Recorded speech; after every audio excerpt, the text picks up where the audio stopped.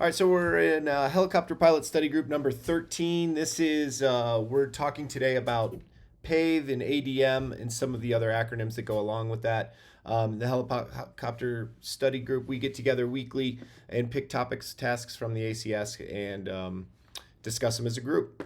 And this week I have some information that I put together when I started my private that I was struggling to find a PAVE kind of I don't know, a more thorough PAVE than I was a PAVE checklist that I was looking for. I didn't really have great resources on it, so I kind of put this together myself, and I think it's a little more thorough than it might need to be. But I thought more thorough was better, especially in front of the DPE. So a lot of this information um, came from the Mauna Loa book that I had sort of acquired over the a couple years ago, or about a year ago. And this is their private pilot book.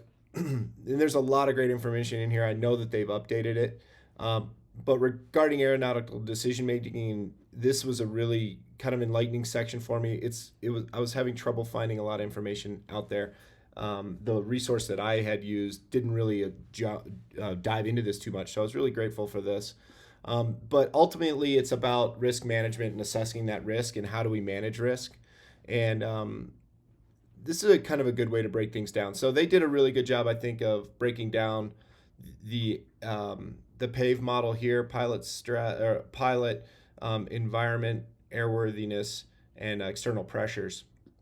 So I'm just going to kind of talk a little bit about those from my perspective. So from the pilot's perspective, especially if you get a job that involves common carriage or passengers, even flight training, being current is essential, right? So understanding currency, what medical requirements do you fall managing, just kind of understanding your medical requirements at a private level, commercial level, etc. Privileges and limitations. This has obviously changed since my private. We're moving on 91 part or 119, 135, etc. So we're working on more commercial licenses here. Excuse me. Crew resource management, single resource management, and then the I am safe checklist is something that I certainly consider. Think a few of these things are more important to others than, especially like if we've taken meds, we can kind of know, like, hey, I'm loopy from meds, or I drank too much. I can tell those things. For me, some of the things in the I am safe section really are fatigue and sleep. And fatigue and food are the big ones for me. I need my rest, and I need to be well fed. If I'm not well fed, I have a tendency to get a little groggy, which I guess can fall into the emotion section. So just really breaking down like the pilot assessment. How do you feel, and are you current, right? And then there's obviously the proficiency side. So we know that there's clearly a difference between proficiency and currency. And if we're flying on the regular, we're certainly going to be proficient for typical operations. But I think I'm looking forward to this. Like, as I advance in my career, understanding proficiency to the level where I've now exceeded what I've done before, and I'm learning new things, and I'm looking forward to being proficient in, say, long lining, for example, and firefighting, and kind of working into those things. So what I like about aviation is that we're always becoming more proficient and learning new things. And I think that's something certainly to look forward to. The aircraft side can get pretty obnoxious, I think, with acronyms.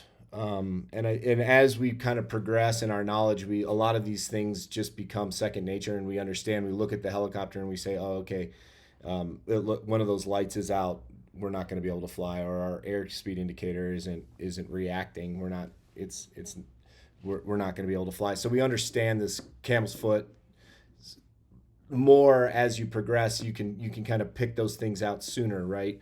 Whereas in the private pilot section, maybe you're still trying to piece together what is required and What are the night requirements? What are the day requirements? What do I need to carry in the helicopter? By now, those things become a little bit more second nature.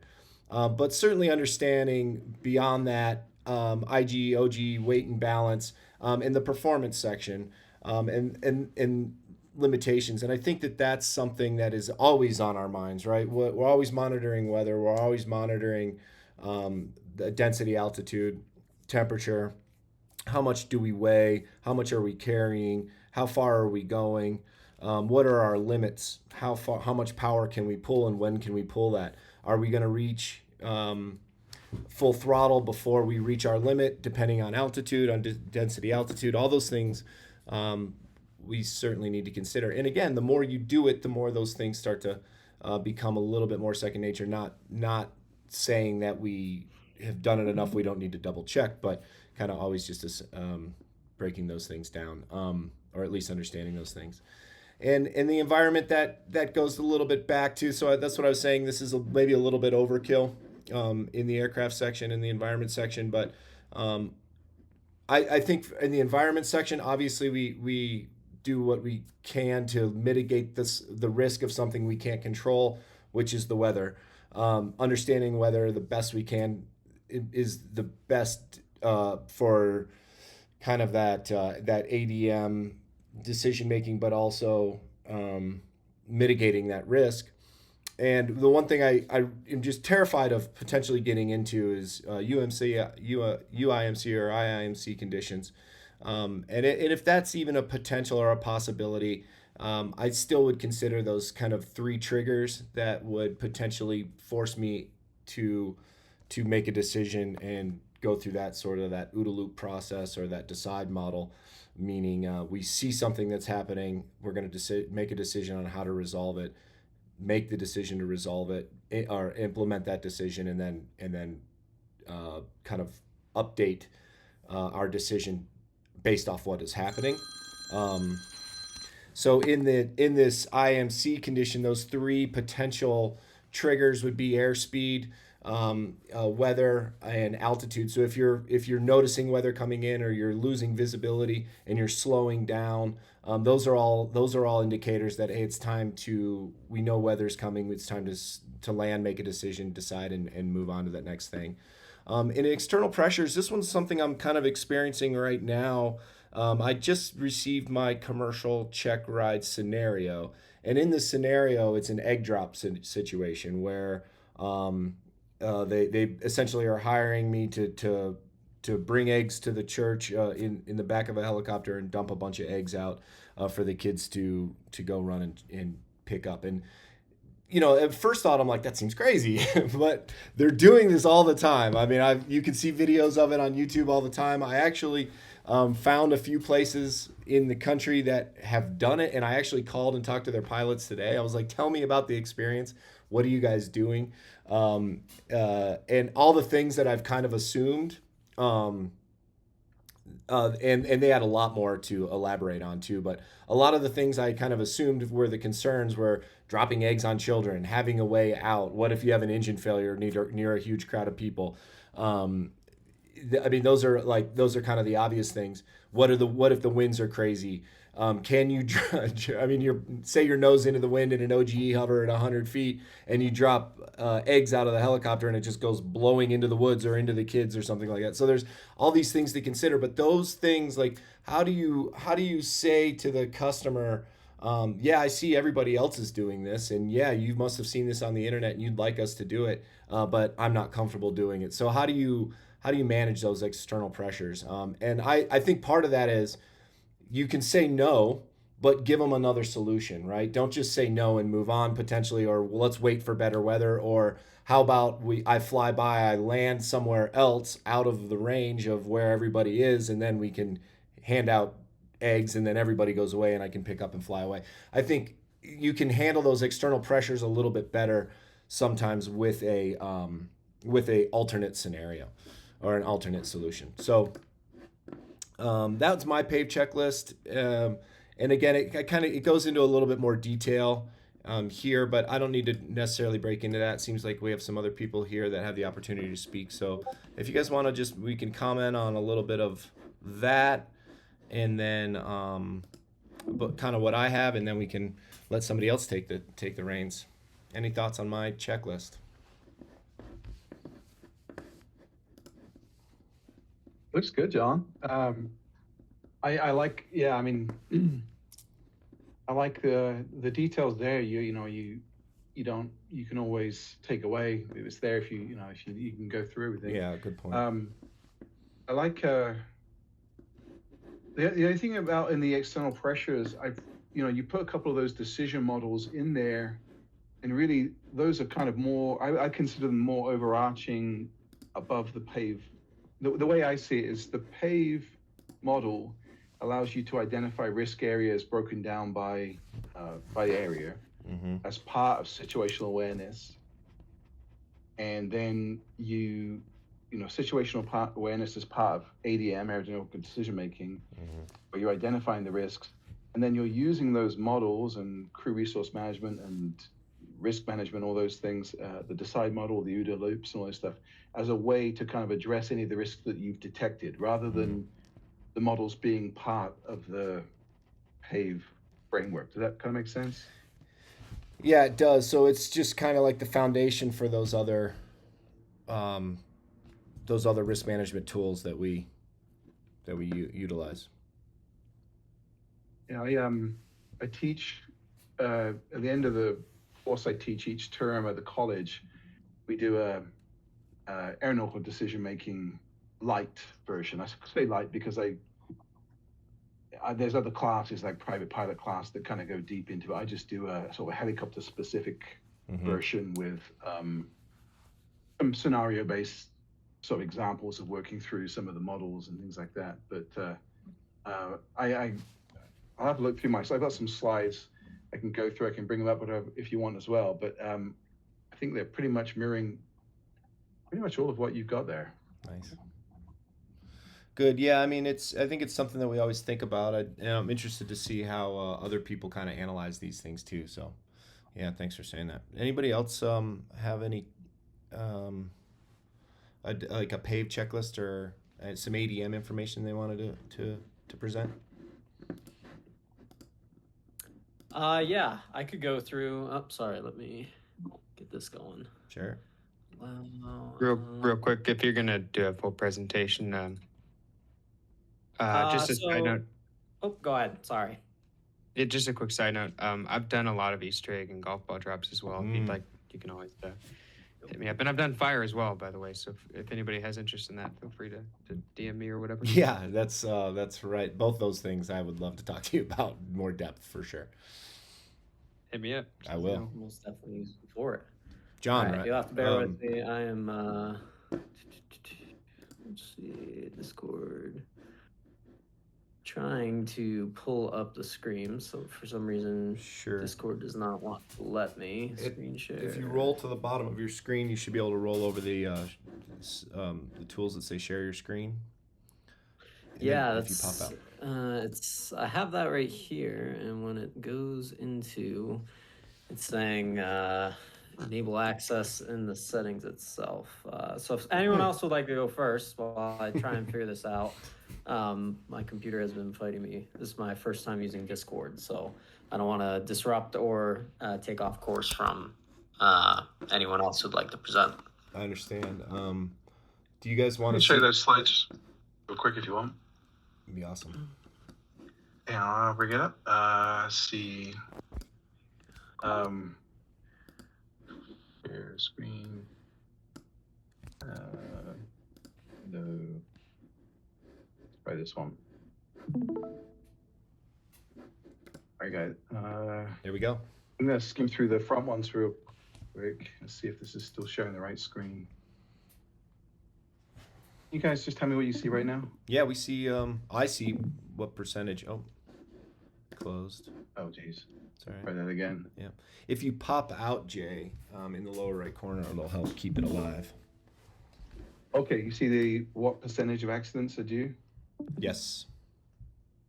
Okay. Again, I'm going to go through these real quick. So the bit I want to get to is, first of all, the overview of like the ADM, what the definition is, systematic approach, consistently determine the best course, It includes single pilot resource management, but the situational awareness piece is the piece that I kind of think about when I think about the P.A.V.E. stuff. So I'll get into that real quick.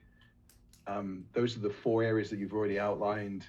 And it has to be accurate perception. That's a really key piece about situational awareness, right? It's got to be accurate perception of those 4 risk areas. I'm going to skip through the risk management stuff real quick and get to the. So I had a shorter version of a lot of stuff that you had there. I think, John, with obviously the I'm safe is the big piece there. Currency, experience. They say that the accident rate is 50% less once you get at least 100 hours in your aircraft make and model. Not just currency in the aircraft, but also the currency in the type of area. So how much time have you done up in Alaska, or how much time have you done in conditions, whatever these conditions might be. And then personal minimums, that I think belongs in here as well. What are your personal minimums? If you don't know, make sure you have something worked out before you go into a check ride, because that's a discussion area for risk management. The I'm safe stuff you've already covered. True story, those kind of pictures in the airlines when I was there. It's called inspecting the circuit breakers on the ceiling of the cockpit. That's the code for what you say, because it's all recorded. Aircraft capability, things about how much, not just capability in terms of performance, but seats and size when you're talking about cargo. If you're talking about the egg drop, for example, we're going to take a door off. Where are we going to stow the bags? How are we going to secure those bags? How many balls can we get in, or how many eggs can we get into each bag? This is a picture of obviously exceeding the normal seat capacity of a Huey. Yeah. Equipment, depending on the conditions, like there were certain flights I wouldn't do unless a particular aircraft was available because it had synthetic vision. So I knew that if I really got into it, I could basically see outside through the synthetic vision on the screen. The environment, pretty much everything. I think you mentioned, I can't remember if you had night illumination on there when the moon comes up, what the overcast layer is going to be, how much of that night will be illuminated by the moon, based on moon rise, but also how far in the cycle it is, and how much kind of coverage you have with clouds. External pressure stuff. That's a really, I think, a lot about customer expectations, managing the customer expectations up front, always having a plan B and C. You've probably all seen that pretty horrific video of the guy that flies the bride-to-be into her wedding in Brazil, and they never make it. I wonder how much pressure was on that pilot to make that flight. Had they already worked out, had he already said to the bride, hey, if the visibility goes down to this, I'm going to turn around and we'll put you in the car. If you'd had that conversation up front, then perhaps it might have had a different ending. And the power of get there itis, obviously the closer you get, the more powerful it is to we're 2 minutes away from, if we could just get through this piece. That's a really strong driver to keep going. And that's really it for the areas. The other stuff is things like using a flight risk assessment tool, and then getting into some of those other acronyms like CARE and TEAM. And I'll stop there. Let's see, I should have stopped. Like you said, accurate perception when you're making these decisions, but I think that too really goes along with the frat. I mean, we can always, I think a lot of people can kind of decide to potentially bend the rules of the frat, right? And if you're not truthful, then is it really effective? Some things you can't fake, but some things you can. So I think, did you get 8 hours of sleep? You could say yes, but you only got 6 or whatever, right? So being accurate with that too. I think a large problem I've always had with frats is I've never found them useful, because every frat I've ever used, you literally have to put, like you're in a hurricane with a squall line for it to go red and no fly. I've actually had difficulty where there's a flight from Redlands, and commercial airliners were canceling their flights into Ontario, and we had to go through there, and we're like, we're not doing that. Called the chief pilot, like, hey, we don't want to fly, and they're like, cool, don't fly, just make the SMS red. We literally had to fabricate things to make it red. It was like impossible. Yeah. I think SMS can maybe be a helpful tool, but ultimately it just comes down to building your own safety management as a pilot. And I'm open to hearing if anybody has actually had experience with useful safety management systems. There actually is a pretty interesting, we were talking about it in my aviation safety class this past week, that when discussing frats, right, a lot of the issues that can happen with the numerical frats, right, we kind of get sometimes complacent and falling under, right, we're checking the boxes, but we don't actually really read what they are, how it might apply to the flight itself. But then we were talking about discussion format frats, and kind of using the risk assessment matrix and applying those to each section. So how we kind of had broken it up was the frat that we did for the discussion element, we just kind of broke it under. So still incorporating P.A.V.E, but then using this as the frat of having individual columns saying, okay, what is the likelihood of this happening, or the probability, the level of risk that it could be, using that risk assessment matrix, which I thought was definitely an interesting take. It definitely takes a little longer is what I was finding, but it also is a really good kind of a check for ourselves, getting away from that numerical frat, which we might be, and kind of like we were just saying, right, it might take a lot to even get it to that red point. And so with this, we're forcing ourselves to discuss these things openly, and whether that's flying with someone or solo, we're having to take the individual steps to actually look at each element of risk, and then also applying the mitigation factors to that as well. I was just flying with Jay yesterday, and he gave me some really good advice because we were going in, and the scenario I was trying to teach a confined area operation. And in that, he brought up a really good point when we were coming in and we're running through the acronym we use here, P.A.V.E feel. And we were talking about if we were going into a confined area and the possibility of a brownout condition might exist. It was great. We brought up that possibility, but Jay brought up a good point. We didn't bring up the mitigation aspect as well. So I found with doing this frat, it kind of brings in that mitigation aspect as well if we try and incorporate using that risk assessment matrix, which I can pull up again here, which I'm sure you're all familiar with.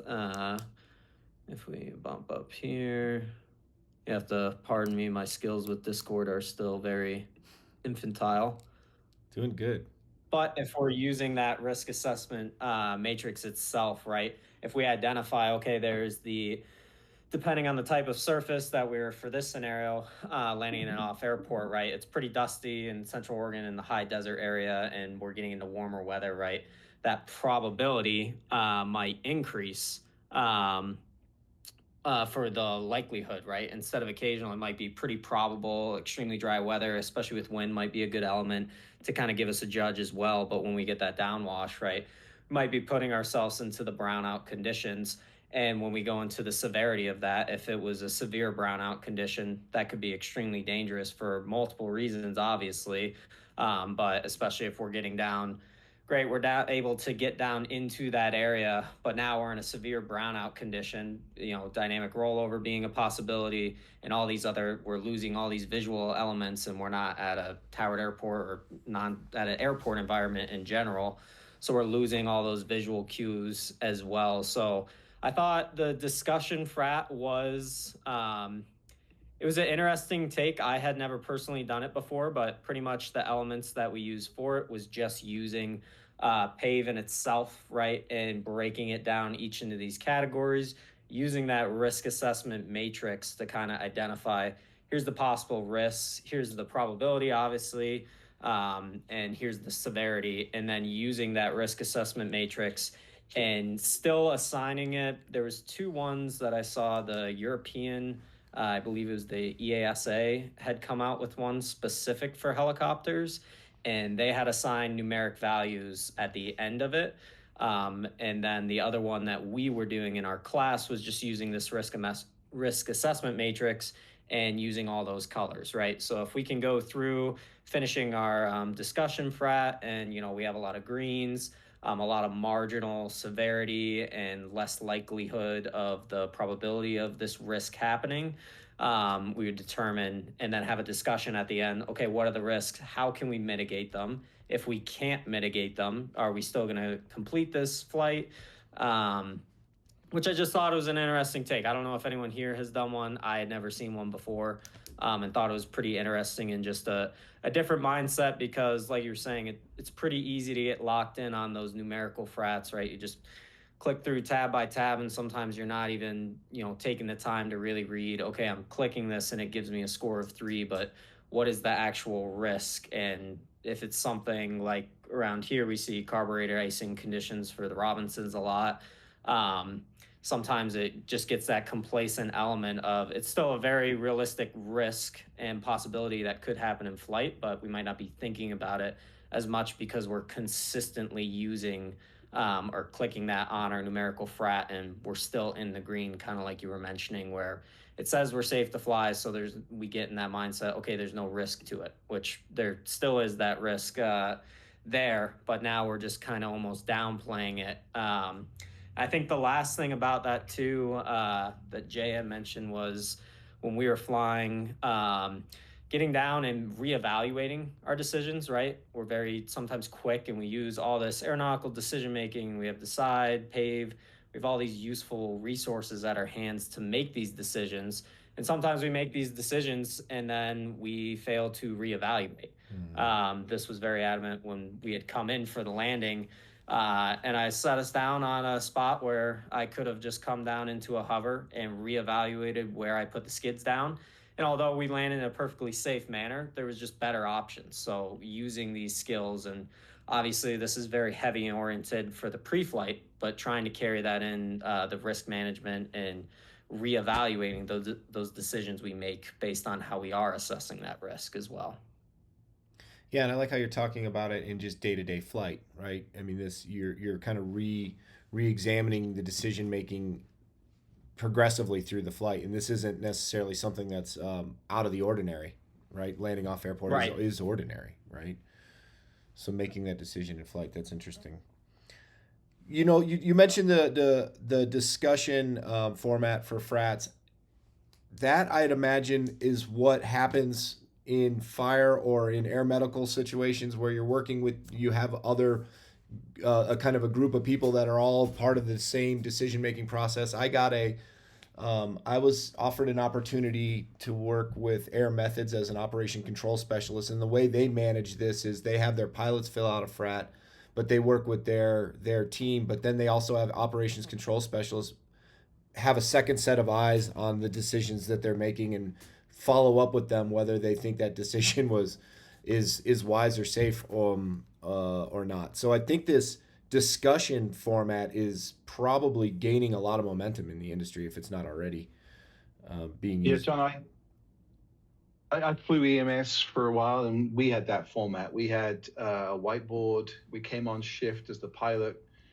We did a handover with the outgoing pilot. We looked at the whiteboard, and we had the basic areas. I can't remember how many spots there were, and you had tick, cross, or dash, basically. And tick was good, dash was marginal, cross was a problem. And as you came in, you saw what they had dealt with, and it might be things like a aircraft problem, or it might be weather. Usually weather's a big deal. And then, or maybe we have an observer on board, so we have a weight restriction or a weight problem or a performance problem. And then as the pilot came in, he would do the bits he could based on what he sees looking forward the next few hours. And then the med crew would come in for their piece. They would come in and add their pieces, and that became the discussion at that point. And we did everything we could on the changeover. And then as things progressed throughout the day, we would make adjustments, but it was always a quick skim through. Has anything changed here? Yes, the weather. Let's put what we put in here. Is this a dash or a tick or a cross? And that was also working with the dispatch. Yeah, that was, we would, anytime it changed from a tick to a dash to a cross on dispatch, we would be calling them and saying, hey, we're red, we're yellow, we're green. Green meant we could go in 10 minutes. Yeah. Red meant we probably won't go. And you went through all that probably as part of your training. But yeah, that was because that was a crew of 3, right? And it was always 3 to go, 1 to say no. It only took 1 person to say, I'm not comfortable with this piece. No question, we're not flying. Or we're turning around, or we're landing. Yeah, very real situations.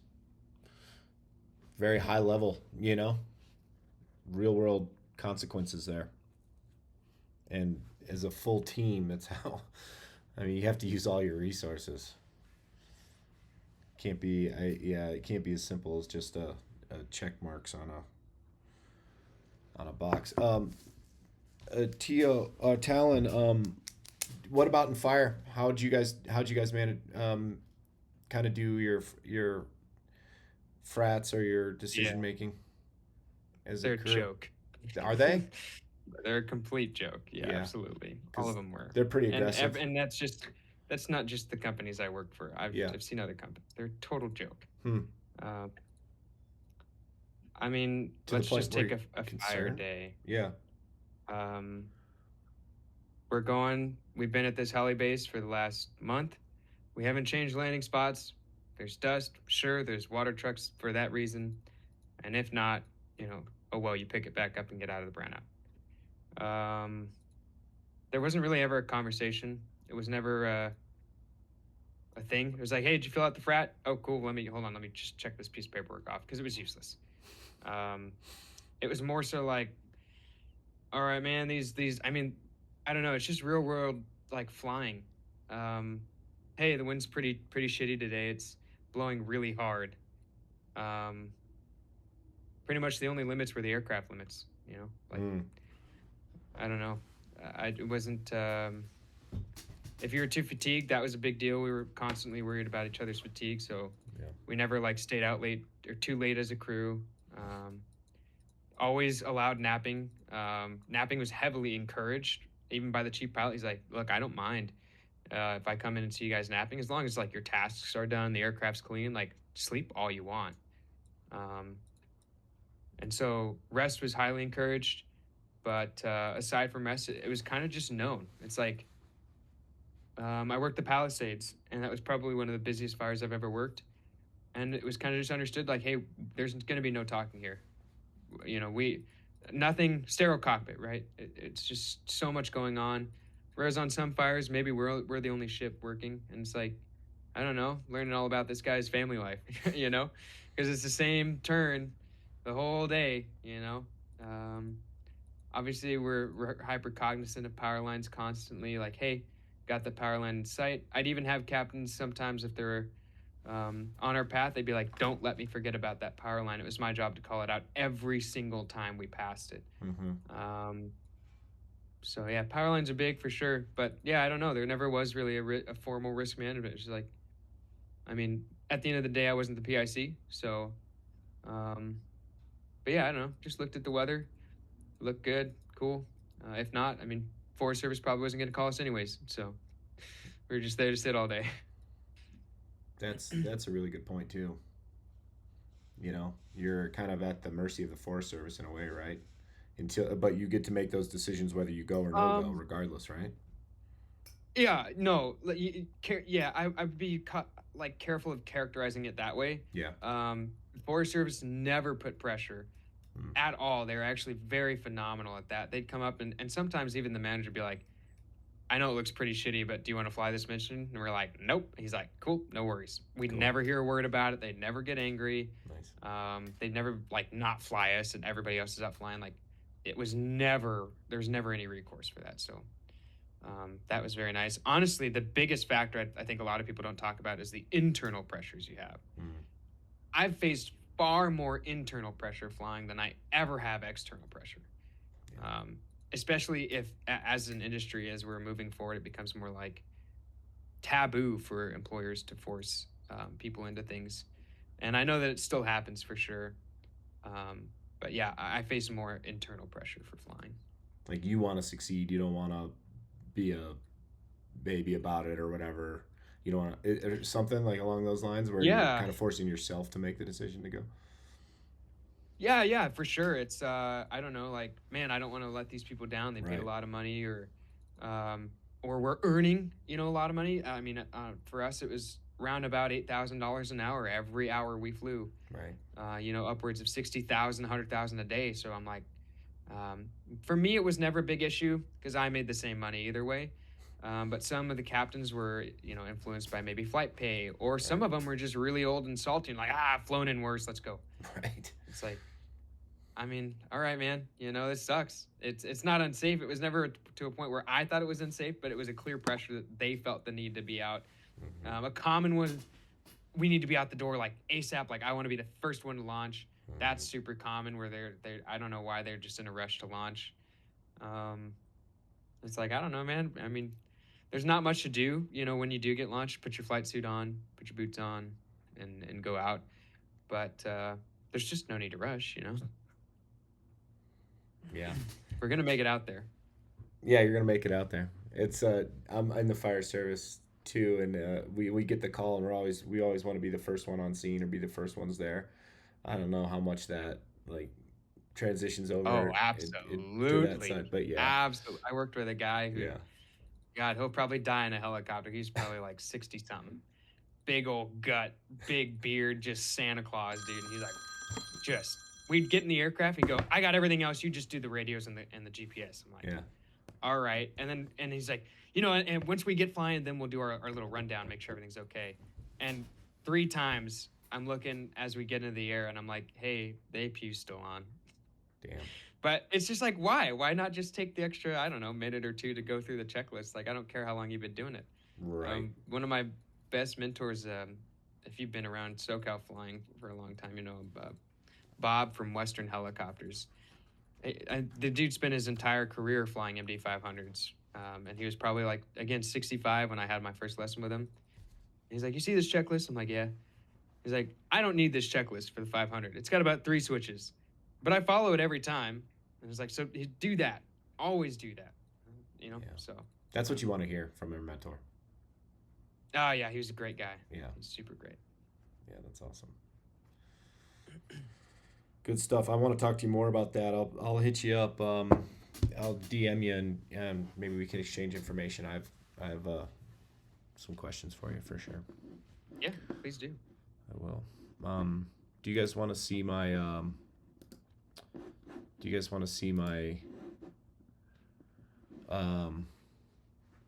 scenario? Yeah, go for it. I just dropped it in the chat. Yeah. And while that's up, I can pull up the route in ForeFlight. I could just tell you it's 30 nautical miles. It's an R-22. I certainly have some concerns about, I know how I think I'll handle it, but I'm interested to hear what you guys, when you read that, what you guys, what immediately stands out to you.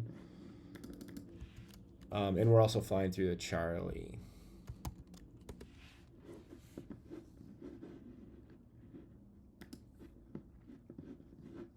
That's a good scenario.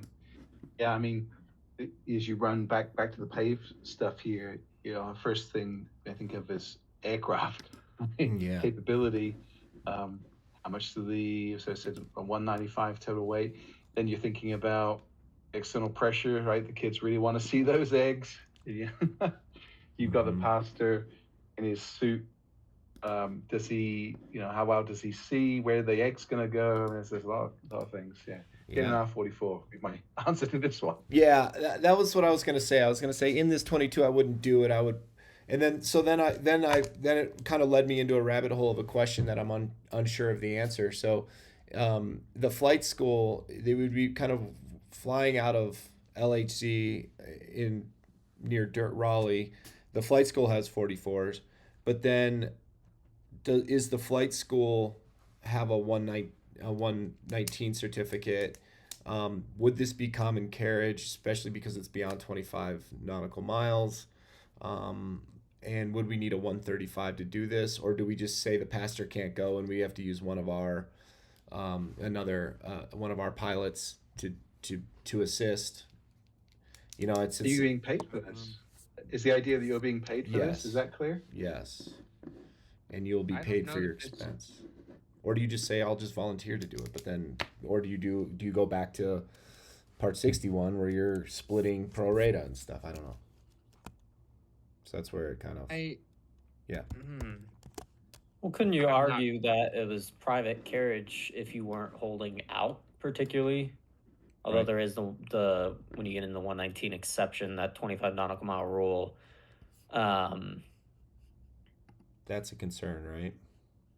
That's a tour, right? We're talking about tour, 25 miles. Right. is That's why I'm tour. confused if the scenario is asking. Yeah, the 25 nautical miles is also for tour purposes where you need that LOA, kind of like that leading edge has, correct, Jay? Yeah. Okay. Yeah. Okay, that's what I thought. Because yeah, if you're not holding out, right, you're not meeting those elements of the common carriage, right? A willingness to do so, and meeting all of those elements. So if you're under private carriage, you're operating under 91 rules, so it should. So the 25 nautical miles doesn't apply. Correct. Because yeah, as Jay said, I'm actually gonna pull up through here, but However, very common thing to happen on these is that you want to take this VIP for a little rip around. Right. Now, at that point, you might get in trouble. Right. Once you get there. On almost every drop I've done, we have some sort of VIP come in, and we give them a little rip around first before they do the drop, or maybe after they do the drop, whatever. Yeah. To be honest, I think in practical terms, John, most of these things they don't charge. These are more like community donation things, and we don't have to worry about the the commercial aspect of it. It's a you're doing it for PR or for goodwill, Right. not for any kind of. But this is, I see that being a commercial scenario, they're trying to get you to think of it in those terms, and they're going to force you to think about, well, what if you were being paid? They're going to, obviously this isn't your aircraft, so then they're going to dive into, it's a good scenario because they're going to dive into, well, what inspections and all this, that, and the other. There's a lot going on there. Yeah, and I started to break all that down, and I think I've got a pretty thorough understanding of that. I think my because I think Honestly, what I was just going to say you should just email a Fsdo for a letter of interpretation. right. This would be a great exercise. That's a good idea. Especially, I don't know like what your certification level is, but if you show up to the DPE with your letter of whatever it's called, I mean, I feel like they'd be pretty damn impressed. Yeah, I'm going for commercial next week. I'm honestly not sure on this. I have seen people get paid for this. None of the ones I've done have been paid though, so I don't know. I don't know how to answer this question. It's a good one. Okay, well, I'm stumping some pros here. I think he's probably I think he's going to be happy to see that that I don't know. I'm kind of enjoying. I'm grateful that I got it a week in advance, so it gives me a lot of time to kind of get to the bottom of it. Very lucky. Yeah, but to be able to talk to you guys about it too is huge. I actually called some companies that did Easter egg drops today, and I was just trying to get some insight from them. Yeah, but tell us a little bit about your any of the ones you've done. Anything stand out that's concerning that I should know? Okay, sure. I'm not going to address the legal aspect of any of this because I'm too tired. But that's the worst part of this whole thing. Yeah. Yeah, that's too much for me right now. Yeah.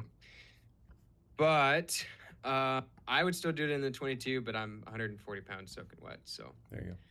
just lower the fuel and whatever. Let's see.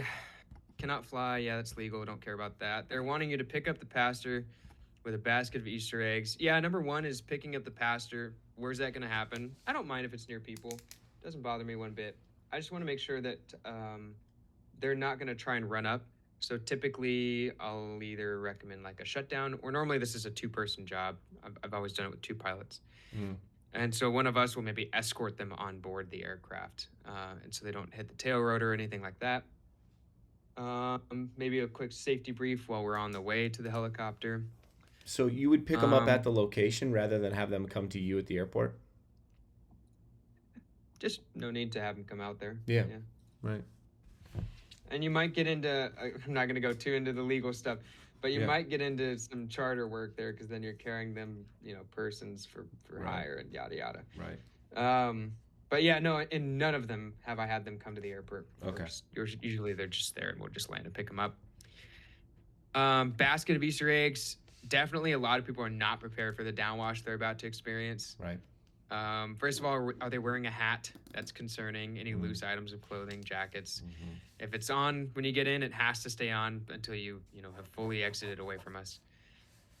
And then also something that actually my chief pilot brought up to me is that I got in trouble for letting someone on board an Easter egg drop, or it wasn't an Easter egg, but same concept. And I was like, well, I've done it plenty of times. And he was like, well, yes. And I used to do that too, but the passenger doesn't know the risk they're assuming, which is a fair argument. I'm not going to say that for every flight going on, I'm not allowing VIPs, but it's something to think about. The passenger doesn't understand that risk that's involved. Let's see. Are there playgrounds on the east side of the main building? Yeah. With Easter eggs, especially with kids involved, make sure there's guardians that are going to snatch up a kid if they try and run out. Make sure there's clear communication between the VIP and the person dropping. This is where vertical reference skills come so in handy, and I think it's dumb that it's not taught, because every pilot I've ever done a drop with, without fail, when we get to the 60 feet, they start drifting, because nobody knows how to hold an out-of-ground effect hover with no ground references. Or with ground references. Every time they drift. Every time. And so my concern is that the pilot may not know what you want them to do. Hey, back 1 feet. Right. Okay, cool. And then they shut up, and it's like, well, am I still going back? Right. It should be very clear. Back 1 feet, hold. Up one foot, hold. Clear communication. And then what vessel are, it says a basket. I've done pillowcases before. That's, sketchy. Don't like doing that. Haven't done this sort of thing before. Yeah. Just making sure that you're not going to have kids running out is a really big factor with Easter egg drops. That's really thorough. Thank you. It's interesting. You used to do them at 60 feet, Helen. Is that what you're saying? Yeah. So we've been doing some local churches and stuff. We did some golf ball drops. We've been doing it higher, and there's, I guess the consideration would be, especially if you got someone like you said, as a non-pilot person, assuming the risk is you might have the discussion about, well, do you want to do this in the high velocity curve or outside it? If you want to do it outside, then higher, a little bit of forward movement, I don't know. It depends on what this DP's kind of how they feel about all this. But I think it's certainly worth addressing that. If you want to talk safer, then do it higher. What's the problem with doing it higher? The eggs disperse a little bit more, but I mean, there's no downwash issue at 300 to 500 feet. We typically do about 300 feet in just a slow walking pace. And another thing is, you're gonna be asked, is it legal to drop stuff? So you can have that reference for dropping items and all that stuff. 91.15, basically. And what's your plan if you lose power? Right. What's your plan? Right. Yeah. So that goes back to the high velocity diagram. You've got someone who's a non-pilot person sat next to you in a bunny suit, and you lose power with a bunch of kids running in. What's your plan? Right. You better have a plan. Unlikely, but risk management. The thing for me is like, especially from all the fire stuff, you just are in the high velocity curve. It is what it is. Yeah. And I had an instructor who's got like over 30,000 hours or something like that, doing power line, utility, all that stuff. And he's like, if you're so scared of that engine quitting, you shouldn't be flying. Interesting. I think that's a bit too much of a cavalier approach. Yeah. However, I just think, yeah, I mean, if you have a choice, if you have two options, why make it? yeah, I think at some level you have to accept, like, dang, if my engine quits, it's just gonna not be pretty. Yeah, it's not gonna be a fun day. Yeah. It just is what it is. Right. I think you can try, certainly if you have the room to do that forward knots. All of the drops I've done, we didn't have that, and especially if you're doing a golf ball drop, you can't do that because the whole point is to be right over the spot. So this is where it would be. This is where the drop would be. Obviously, we have power lines here. Can you guys see? Fallon, when you were mentioning, and Jay, sorry, John, just quick jump question. in. When you were mentioning about the assuming the risk, are you talking about the passenger at that point assuming the risk of dropping these items, or the people who are asking you, like, say for this instance, the church itself, right? That there's people standing around, they're assuming the liability of kind of dictating on how, when you're talking about, okay, doing that 60 foot, you don't have that room in that height velocity diagram, or kind of like how Jay's saying, if you have that room to go higher and possibly faster, are you saying the risk would be being assumed by the church itself or the passenger, in this instance, dropping the eggs? No, the passenger. I'm saying the passenger doesn't understand the risk that if the engine fails, they're probably gonna have their spine moved a little bit. Got it. Yep. Perfect. Yeah. In the best case scenario. Right. I mean, I think the problem is, that makes a lot of sense. I think the problem is nobody's, and this is not an easy to solve problem. I don't even have an answer for it myself, but nobody's taught how to do an auto rotation 0 speed from 200 feet. Right. Or 300 feet. It's just not taught because it's pretty unsafe to do. It's hard to do. And so at the end of the day, like, it's kind of, I think it'd pretty much be a coin flip on whether or not it turns out good. You know? We talk about it. What's your thoughts on that? We've talked about it in the Robinson safety group. You know, at altitude, can you nose forward, or can you, if you can gain a little airspeed from 200 to 300 feet, would that be beneficial or not? And so I think I would really love to do that in the simulator and test those different heights. That's one of the. You'd lose too much RPM from lowering the nose. From going forward. I think the RPM airspeed loss would not be worth it. Yeah. I did have a friend who had an LTE at 200 feet and 40 knots. And he entered an auto rotation and just did not have the time to, or really the wherewithal of what the hell was going on. So at least he got down into the auto rotation. He saw the ground coming up fast, and his first thing was just, I need to flare. Yeah. And so he flared, hit hard, the skids separated from the aircraft, yada, yada, yada. He was okay at the end of it. But that's good. But only because he had a helmet. Buy a helmet, people. Fly with a helmet. No kidding. So or a bunny suit. That'll be good. Or a bunny suit. You know, bunny suit and a helmet. Maybe wear a sumo suit, inflatable sumo suit. Yeah. Like those, full padding. Like those motorcyclists. Yeah. So here's the location. This is the field. We have power lines to the south. You know, road and power lines here, but seems like a suitable place, doesn't it? Oh, that was something I forgot to mention too. Power lines, sorry, when coming into the spot. Yeah.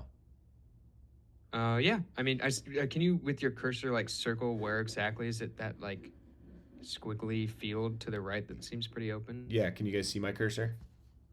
No. Oh, how about that? No. That? Okay. No. Yeah.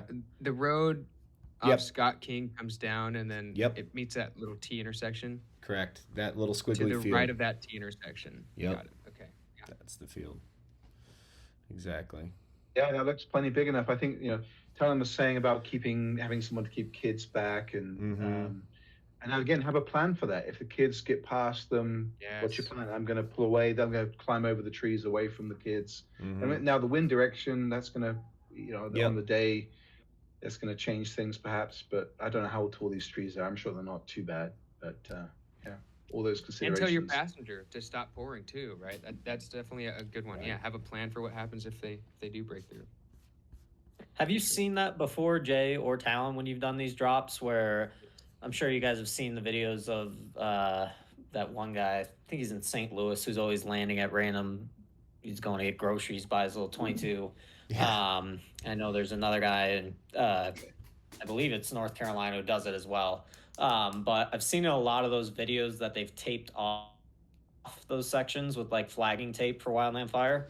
Like they do flagging to keep a perimeter too.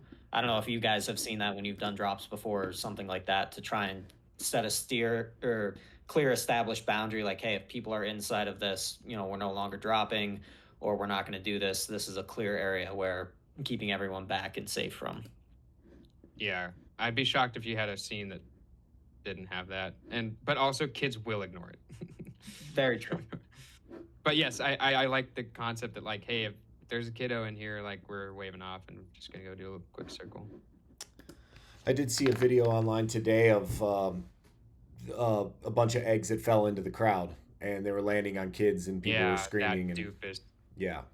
Yeah, that guy's a moron. His name's Robin. Oh, you know him. Okay. Yes, I know him because I was going to do that drop for free. It was going to be done by me and a friend. And in the pastor's infinite wisdom, he decided to pay someone for it. Mm. Yeah. Also, another thing of vertical reference, right? That guy probably had no idea where those eggs were going. If he could fly vertical reference, he'd be able to see it and adjust it for himself, Yeah. And why did the person keep throwing eggs on the children? Right. So much wrong with that. So much wrong. It just makes me angry. Yeah. So poorly done. Yeah, poorly done. So you think going to the FSDO and asking for a letter of certification on this would be prudent? Yeah, why not? Letter of interpretation, just be like, hey, Yeah. the regs aren't exactly clear on whether or not we can do Easter egg drops. I mean, one could make the argument, technically the Easter eggs are property, so you're carrying property for hire, but I don't know. Yeah. Maybe there's some, whimsy in there or something. I don't know. I'm with you on that one, Tal. And actually, I think that's probably how they would see it: is you're delivering something, you're being paid to deliver something. That's probably where the BP wants you to make a line. You're like, well, this seems to me like I'm carrying something somewhere and delivering it for money. Letters of interpretation tend to be pretty slow in coming back to. You might get a FSDO who would be on the phone, might say, well, I would go with the phone route because FSDOs are usually pretty reluctant to write stuff down once it's in an email. I sort of think about all the exceptions and how you get around that. I think if you're being paid by the company and the company is doing it for free, that's different. But if you are working direct with the church and the church is handing you money, it's tricky. I mean, isn't there some charity work stuff? But again, this isn't what this is. If you're taking money directly from the church to do this flight, you're being paid as a commercial pilot to deliver it. It happens to be eggs, but you are being paid to deliver something. Yeah, in somebody else's helicopter. Yeah. Yep. Absolutely. It's also a good point, Jay, too, with the charitable stuff as well, because when I was reading through the regs, tutoring a student the other day, had a question similar to this, and there's that requirement for the 200 hours of PIC to also meet for when you're up at the private scenario of if you're able to do these fly for the charitable and receive that compensation for it, but meeting those hour requirements as well to do that as well. Obviously, that's for private, but commercial in this instance, but making sure you meet those requirements in the first place, because if there's low time commercial pilots who just meet that 100 hours of PIC for that check ride, and given a scenario of, hey, if it was charitable, hey, I don't even meet the 200-hour PIC requirements to fly charitable to receive that compensation, can kind of be a trip up as well. Can I add in a scenario too whenever we're done with this? I just came across this the other day with an instructor, and I was proven wrong on something. Yeah, I think we can move on. What's yours? Yeah, let's see it. So I posed to you, is anybody, I don't know what anybody's ratings are. Does anybody want to be a CFI? Is anybody commercial hoping to be a CFI? I'm working towards that. That would be me on Monday. Okay, a check ride for nice. CFI. Perfect. Nice. Oh, great. Okay, this is a question for you then. Can you as a CFI operate under a third-class medical? Yes, you can. Okay, why? So as the third class, since we're for CFI under the 119 exception, we're operating under Part 91. So as long as I meet those currency requirements, I'm required to have at least that third class medical. Right. Here's a succinct answer. The FAA, there's an interpretation letter. Maybe I'll find it if I get the time, but there's an interpretation letter that says, well, actually, as an instructor, you're being paid to instruct, not to fly. But in the case that you do need to act as a pilot in command, i.e. a student pilot, yada, yada, then you only need to meet the requirements to act as a pilot in command, which is just, like you said, a third class medical. So correct. Yeah. The other day I was like, well, aren't you being paid for it? So that was a fun little discussion I had with a friend. No, that's a great point. When I was going through all that stuff, they like asking that question, well, can you give flight instruction without a medical? And the answer technically being yes, as long as you're not acting as PIC, right? So you wouldn't be able to give that to a student pilot going for their private pilot. But if it was a commercial pilot or like a flight review, since you're technically not giving instruction and you're not acting as the PIC, you would be able to get compensated for that. Because I got that wrong. I was thinking without that medical, but if you're technically not acting as the PIC and your flight instructor certificate is still current, you're still allowed to give flight instruction, just not acting as that pilot in command. Yeah. You're gonna make a good CFI. Good one. Oh, yeah, Jay. It's you sent it. Murphy 2008. I think that's the one you're talking about, Talon. Is the interpretation? The Murphy interpretation. Thank you. Yes, that's it. I put it in the link, the shortcut to it. Yeah. Thank you, Jay, because I'm going to be reading that once we're done here. Yeah. It's 3 pages here. It's nice and easy. Yep, there it is. Nice one. Terrific. Yeah, very weird. You'd think you'd need it, but no. FAA's got all sorts of things that I mean, no one told me I'd have to be a lawyer to understand this stuff to fly a helicopter. Nobody, it wasn't like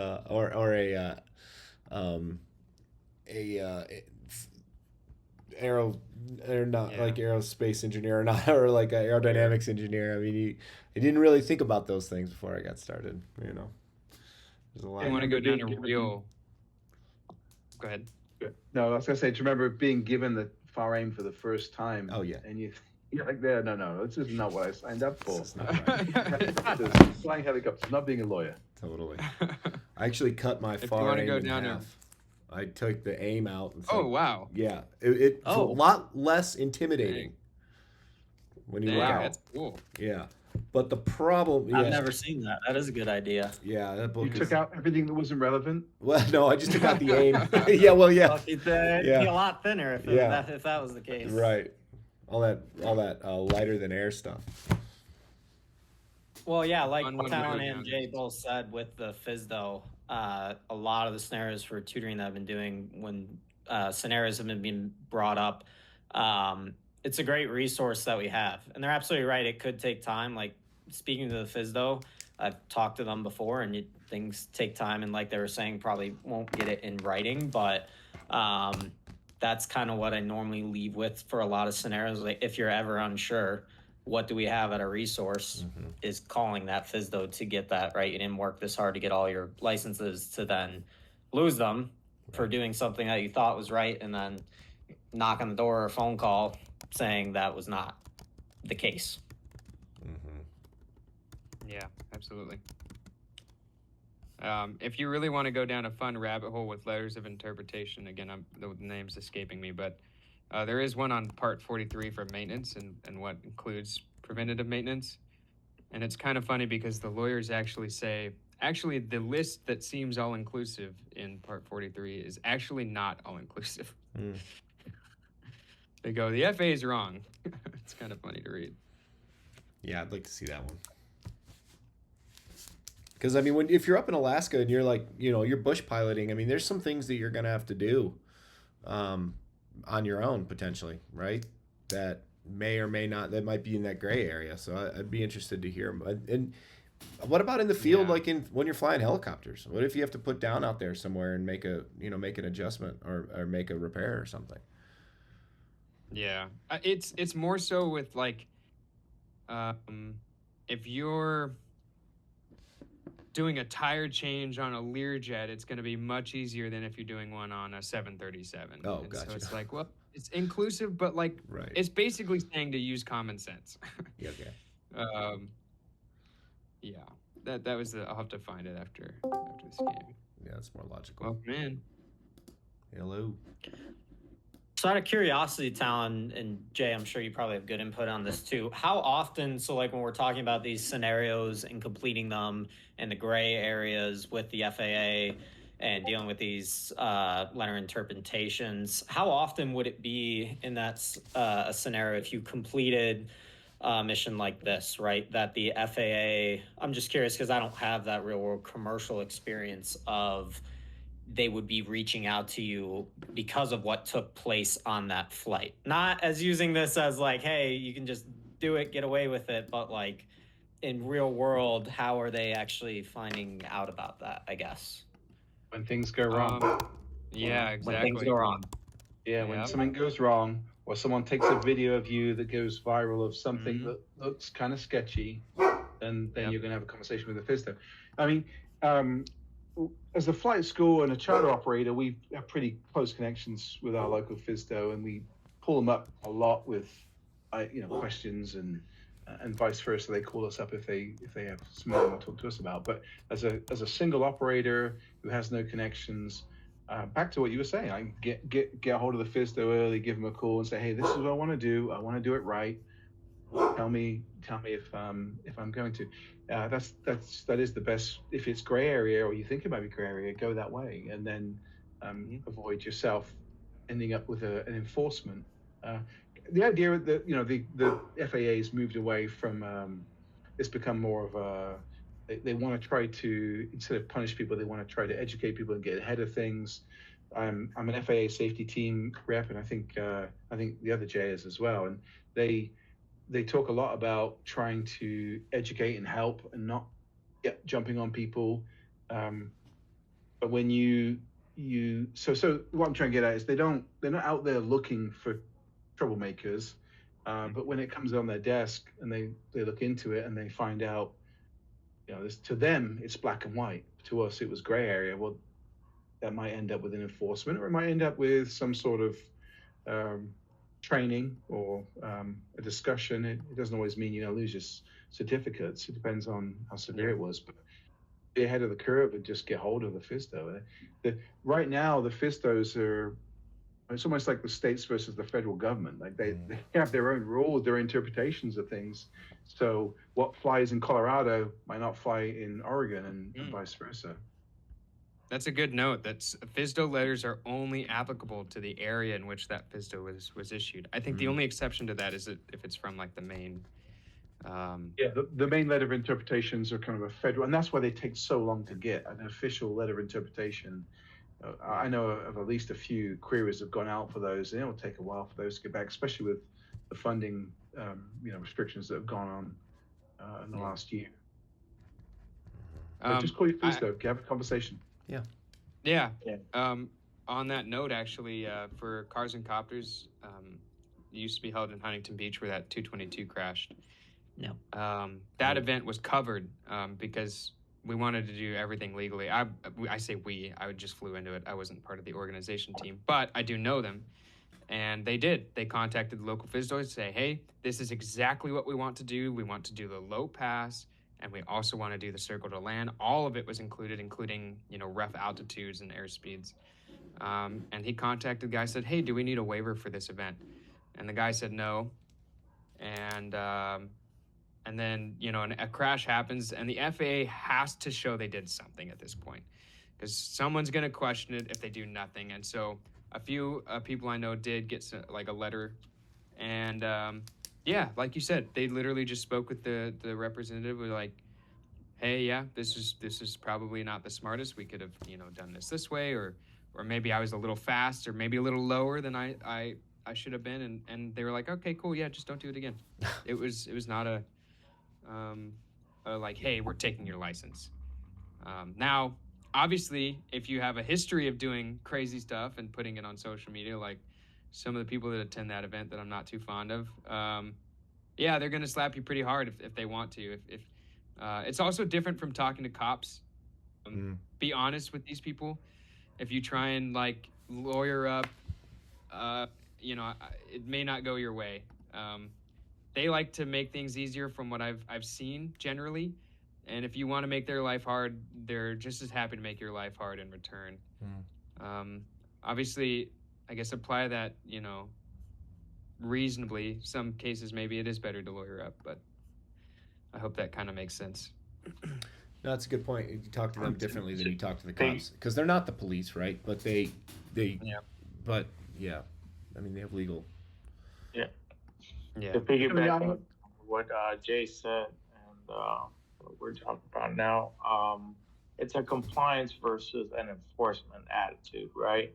And I actually went. There was a aviation lawyer that did her presentation. I think I have it on one of my playlists. She took my GoPro and recorded that whole presentation where he talks about how, most of the stuff that the FAA does, administrative law, like people, but obviously going to the seminars, being active in the FAA safety team, that helps. If you do something that maybe, if Joe Schmo that everybody knows that doesn't follow the rules and thinks he knows everything, he might get hit up with enforcement. Or if you fly a drone, here recently, they've been getting hit with heavy enforcement, heavy fines. But if they're looking for the compliance attitude. And yes, you're never gonna win with the FAA. If you're trying to fight the FAA, you're not gonna win. So they can take the certificates as very quickly. So it's not Don't even. forget NASA forms too. Yeah. So. Back to your original question, John. I think it wouldn't be a bad. You just give them a call and say, hey, look, you got 5 minutes just to spitball this idea, and just I'm not looking for anything official written down or anything. Just if I was coming to you with this idea for a commercial operation, what would you say? Great. I think I'll refine it a little employees bit. to serve the public, right? And you're the flying public. You are asking a legitimate question, I think. Yeah, that's terrific. Thanks. That's encouraging. I think I'll do that, and I'll refine it a little bit so it's not as scenario, check ride scenario kind of sounding, but I'll break it down into a format that I think is relevant. But I was thinking about emailing I think the too. DP would also be impressed if you told him you called. Agree. Yeah, it's above and beyond. I would. It is. Yeah. Yeah, awesome, I would too. guys. That's great. I'm glad I asked about this. That's good. I'm learning a lot. This has been a great study group. Well, we're 2 hours into it. Is there any questions or anything else anybody wants to address? NASA forms. Is everybody aware of those? NASA forms. No? Yes, I would love to know more, because I haven't done them myself. I've filled one out personally. So a NASA form is, first of all, NASA. It is NASA, the space agency. They basically, and maybe what's his face, Jay may be more knowledgeable, but they basically created a website to track incidents that are ongoing in aviation, safety incidents, and it's completely anonymous. And so whenever you have maybe a near miss, what do you call those? Runway incursion, any sort of safety incident or accident at all, it's always a good idea to fill out one of these NASA forms. Is this it? I had one personally where I was flying with a friend a long time ago before I personally was pilot rated, but I was training, and we were flying through and just kind of talking, yapping it up, and I just kind of went, wait a second, I feel like we should be talking to someone. So I looked at the GPS, and sure enough, we were a couple hundred feet into someone's airspace, and we're like, whoa, that's not good. So I went online that night, and I was like, we didn't get a phone number or anything. We contacted them. It was all good. Went online that night. I filled out. It even has a box like, were you the pilot flying? Were you just a passenger? Were you a pilot-rated passenger? And it's just an acknowledgement that you can show if you ever get investigated, like, yes, I know I did wrong. here's my NASA form to prove that I did wrong. One thing you must do if you ever fill out a NASA form is they give you a tracking number. Because it's completely anonymous, they can't just look your name up and prove that you did it. So the only proof you have that you ever filled one out is if you keep the tracking number that they give you. But it gets you a lot of goodwill with any would-be administrator. Jay, do you have something to add on or correct there that I maybe misspoke? No, it's great. I have 3 of them filed in my filing cabinet. I printed them out over the last 15 years. Nice.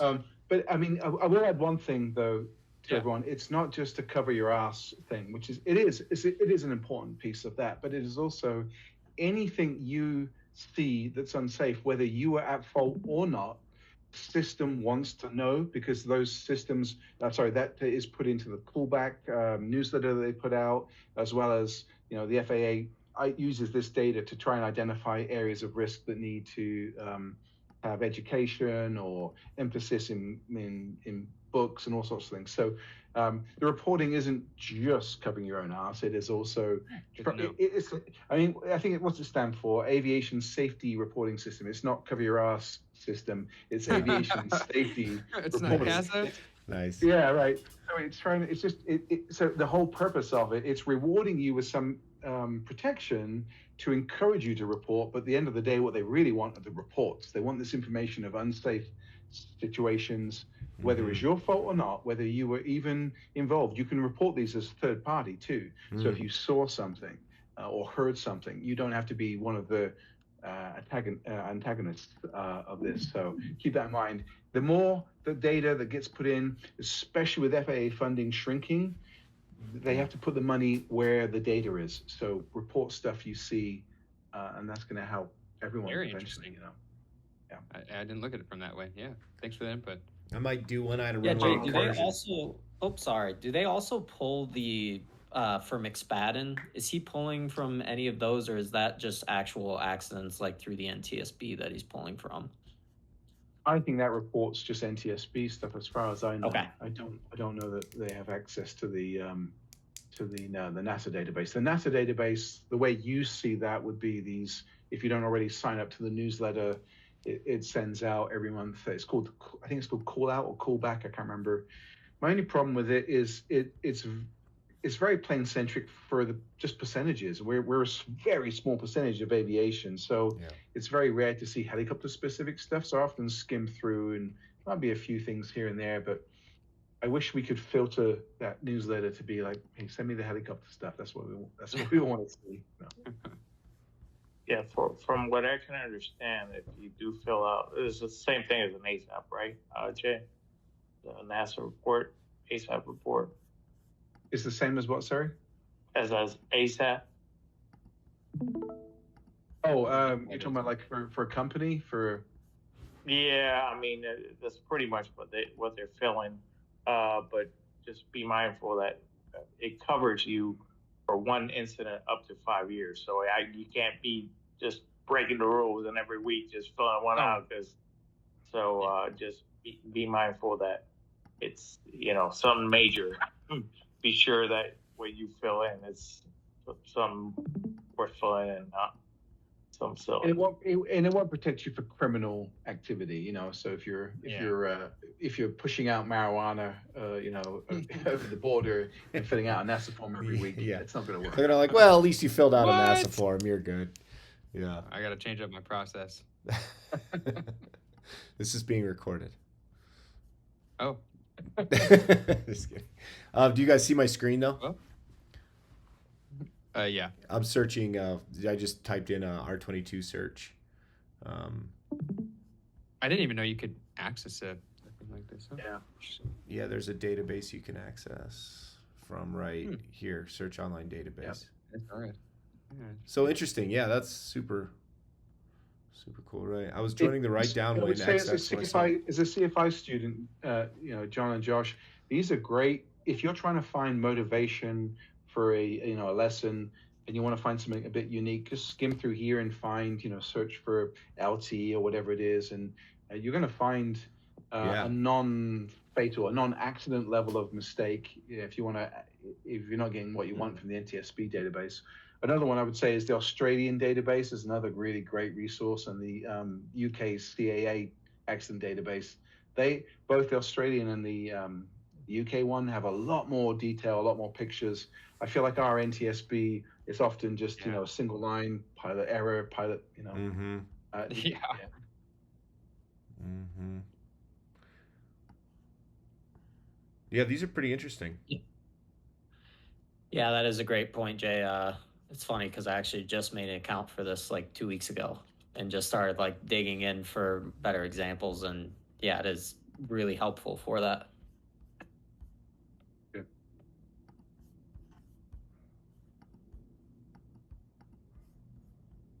It's awesome.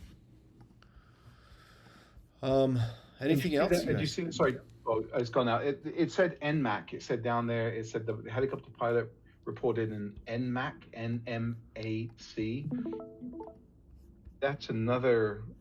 So that's a near miss.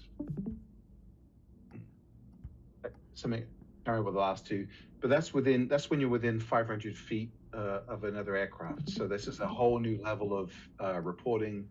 So if you have an event that puts you within 500 feet of another aircraft, then you should be filling out an NMAC, near miss, whatever it is. I should submit one actually. Yeah, I Just should. had, Well, you should too. That requires the FAA to get involved. They're going to interview the pilots involved. They're going to interview the air traffic control facility if it's appropriate. You can either announce one on the radio. So if you have something and you're under control, you can say, "I just had near miss. I want to, Really? near miss." Yep. Really? Yep. And Because you can yesterday initiate by air traffic control or by you. So.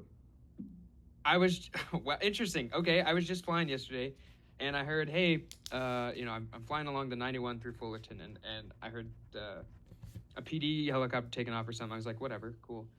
And then I heard them call us out. I heard traffic or tower call us out to that traffic, and then he starts the call out to us, and I look to our left, and they're like 300 feet cutting us off in front of us, and I had to take the controls from my student to slow us down to avoid them. And just enraged me. I was like, are you fucking kidding me? Like, what the fuck is going on? Yeah. So as soon as we were just about out of their airspace, I called and I said, hey, frequency changed? He's like, yep. And I was like, cool, hey, that PD was way too close. Like, we had to slow down to avoid hitting him. He totally cut us off. And he's like, well, he had visual separation. And it took everything in me not to go, well, yeah, that worked out in DCA, didn't it?